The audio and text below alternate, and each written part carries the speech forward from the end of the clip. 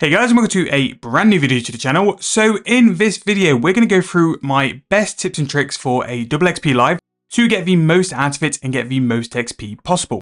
Now, because the video yesterday went really well, thank you guys so much for all the support on that video. It is absolutely blown up.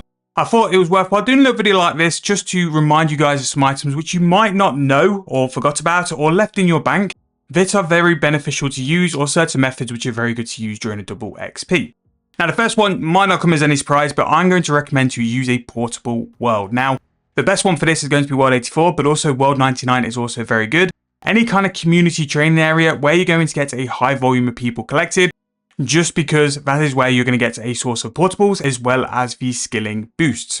Now, the skilling boosts are a couple of different items, and sometimes you won't get all of them at once because the limit on treasure hunt items and no treasure hunt items coming into the game now, they are a little bit more limited than what they used to be now. When I'm talking about these boosts, I'm talking about things like the Pulse Core boost, Cinder Cores, we have the Rock Resilient, you also have the Valentine Scepter, as well as some other ones as well, which are going to give you little bits of buff on top of your XP. Now, the benefit to this is that during this time and during double XP live, this is going to be doubled, so these boosts are going to give you even more XP compared to normal, and it's going to be all of those little things which are going to balance up and give you more and more XP, which is going to make the most XP for your time playing the game. So by just using these kind of worlds, you're going to give yourself so much more XP as well. Another very nice benefit as well is with these Cinders and Pulse Cores, these can give you XP buffs. Now, the really nice thing as well is that with these Cinder and Pulse Cores, they can also give you a boost in your level. And what I mean by this is that they give you random boosts in your level. So as you can see here, the ones highlighted in green are above their normal threshold. So for this instance, my thieving level is 128 out of 120. So let's say you're trying to make some overloads, you can get overloads at a much lower level, which can increase your XP per hour. I think you can sort of get overloads from like level 90 if the boost goes on to the right skill. It's random, so sometimes it can take a little while, which is why it's quite nice to go in skill in World 84 or World 99 for a little while to go and get those boosts. And then eventually you can do some potions at a much lower level than what you're required to as well. As well as XP buffs, the clan avatar as well is a very strong buff. I always forget this during double XP, but it's a 6% buff in your XP. And once that's doubled for double XP, it's going to be a big substantial buff into your XP as well. And it's one which doesn't require things like a portable world. If you're going to go and do one of the skills which are away from a bank and you're not going to get many buffs, the clan avatar bonus can be a really nice thing to have because it'll give you 12% additional XP in your time as well. Now, tying in with the clan avatar buffs, the final selection of buffs which are really good for you guys to use is going to be your skilling outfits. Skilling outfits, depending on if you've got them, and again, this is kind of the thing I suggest you guys to go and purchase with your double XP tokens if you're going to get a decent amount of them. These can give you up to a 6% bonus. I'm wearing a crafting one while I'm doing construction, but if I was to go and do the crafting at the portable crafter, that is going to also double as well. So because I'm going to be crafting, it's going to give me 6% normally, but because it's double XP, that's going to be boosted and it's going to be 12% bonus XP. Just from utilizing this. And if you've already destroyed your outfit, you can reclaim this from Diango or from the bank interface as well. If you just search in the bank for the name of the outfit, you can probably find it there and you can reclaim it from the bank rather than having to go back to Diango. So just to cap that again, World 84 or a portable world, so 84 or 99, to have the benefit of Pulse Cores, the Rock Resilience, all the different buffs you can get from sort of generally skilling around the bank. Using a clan avatar bonus as well. If you haven't got it or you've not done a clan avatar bonus in a while, it's a lot easier now.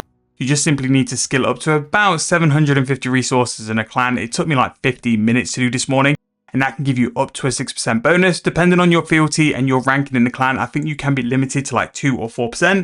But for me, because I've been in my clan for a while, 6% is what I got as well. And then finally, using your outfits as well can also give you another XP buff as well. Adding all these together can create such a substantial amount of bonus XP, it's going to be worthwhile you guys doing it, especially on this week. So this next one is a really nice one as well. Now, if you're not a fan of Archaeology, not sure why, because Archaeology is the best skill in the game, you actually get your Archaeology artifacts twice as quick on a double XP.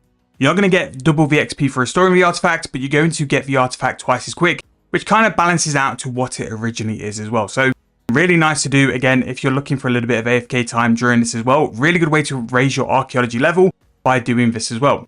Also, if you're looking to go and get some dungeoneering tokens, if you are wanting to get some dungeoneering tokens, to buy some rewards or raise your dungeoneering level, you do have the ability to go and get dungeoneering tokens by handing in the Demonheim artifacts in terms of collection. So the fact you can get these twice as quick means that if you want to go and farm a lot of dungeoneering tokens very quick and don't want to do dungeoneering, you can actually utilize Archaeology during this week to get him twice as quick compared to normal. And because of how Invention works as well, Invention, you don't get double XP for harvesting your item once it's got to a certain level.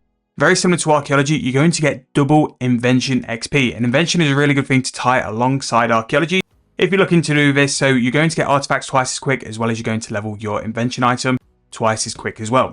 The Invention item is a really good thing if you're someone who likes to level up with combat or Slayer as well. The fact you're going to be able to level multiple items twice as quick means you're going to rattle off an awful lot of Invention XP over the weekend if you're looking to do it as well.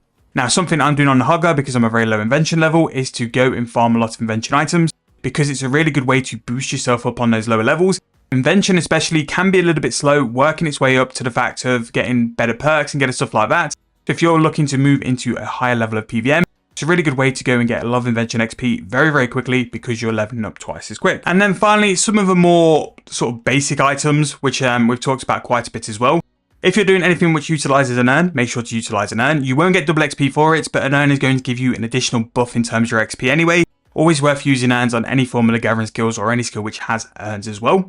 Silverhawk feathers, again, this is going to double any agility XP you're going to get during the week as well. Just by simply equipping Silverhawk feathers, you can get quite a lot of agility XP, especially very quick, because you're getting double the XP in terms of feathers. Not sure what the price is currently, but I have some of the untradeable ones available.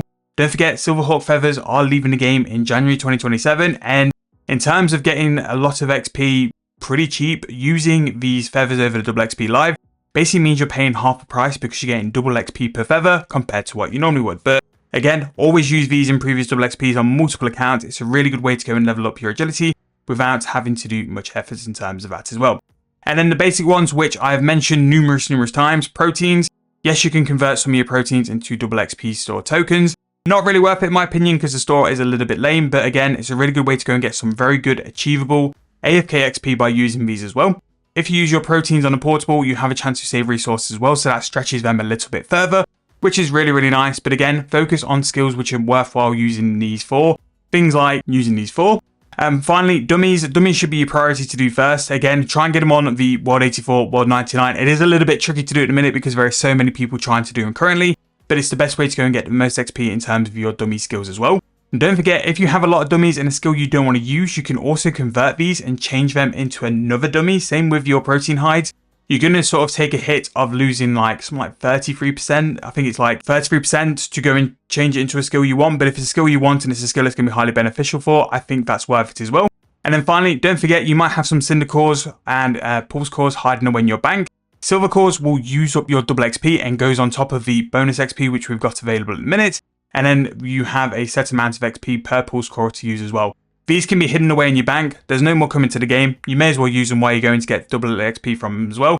But make sure to use those as well. Now, I hope these have been all worthwhile things to mention. Again, a lot of these things are quite commonly known, but I just thought it was nice because of how well these videos have been doing this week, just to include something like this to hopefully help you guys out. If I've missed things, drop in the comment section below. Let's help each other out. Let's help each other out to get the most XP possible in double XP.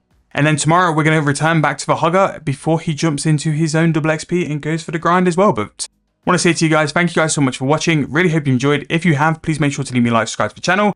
Let me know anything you want me to do over the next week or so. I'm going to try and get out as much content as possible while you guys are skilling away to keep you guys entertained in the meantime as well. But thank you guys so much for watching. Really hope you enjoyed. I'll see you guys very soon in the next video.